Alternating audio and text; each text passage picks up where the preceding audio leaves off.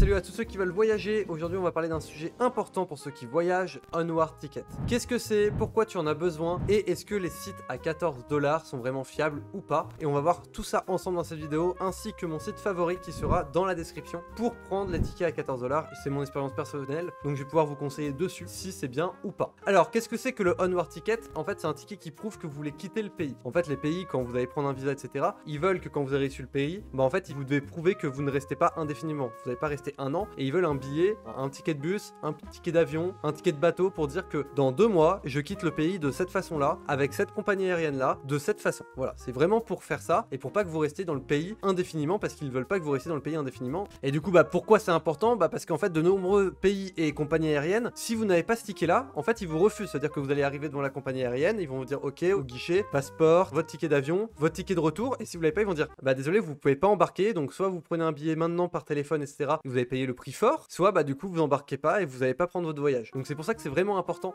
d'avoir ce billet d'avion avec une date de retour. Et c'est pour ça qu'il y a des services qui proposent ça à 14 $. Il y a plusieurs techniques pour avoir du coup un Onward Ticket. Les techniques souvent c'est de prendre un billet dans plusieurs mois etc qui est remboursable. Le souci c'est que vous allez pouvoir payer un billet plusieurs centaines voire milliers d'euros qui va devoir être vous remboursé. Moi j'avais fait ça avec Qatar Airways en 2022 pour aller en Thaïlande et pour revenir, et j'ai reçu le remboursement je crois 9 mois après. Donc le remboursement, j'ai pas eu de remboursement pendant les 6 mois, j'avais fait la demande, je l'ai pas eu, donc j'ai contacté le support etc, et je crois que j'ai dû passer peut-être 5 à 6 heures avec Qatar Airways. C'est pour ça que j'ai mis une mauvaise note sur Trustpilot. Je les ai spammés pendant peut-être 2 semaines et j'ai eu le remboursement 3 mois après. Ça m'a pris 9 mois pour un remboursement à peu près de 750 €. J'ai demandé d'avoir des bonus etc, ils ont pas voulu savoir etc, mais voilà. Donc les remboursements, malheureusement moi je les conseille pas parce que bah ça n'a pas fonctionné. Alors en tout cas avec Qatar Airways, pour moi c'était l'horreur. Donc voilà, vous avez soit du coup les remboursements, soit vous prenez un billet de bus etc qui est pas très cher, mais bon voilà, souvent ils se font pas dupes etc, ou alors bah moi j'utilise les sites du coup Onward Ticket à 14 $. Le lien est dans la description pour ceux qui veulent. C'est ce que j'utilise et ça a toujours fonctionné. Je vais vous dire exactement comment bien les utiliser parce qu'il y a des techniques pour les utiliser.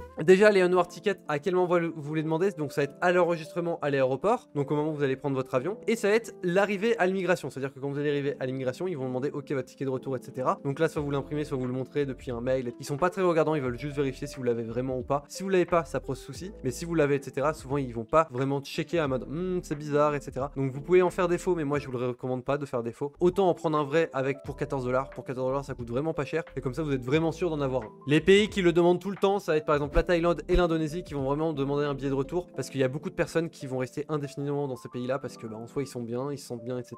Ils veulent rester le plus longtemps possible, et c'est eux qui vont demander du coup le plus de fois ces tickets là, parce que bah c'est là où vous avez envie le plus de rester quoi. Donc voilà, comme j'avais dit, il existe des sites qui proposent des billets temporaires de 24 à 48 heures, ça coûte 14 $.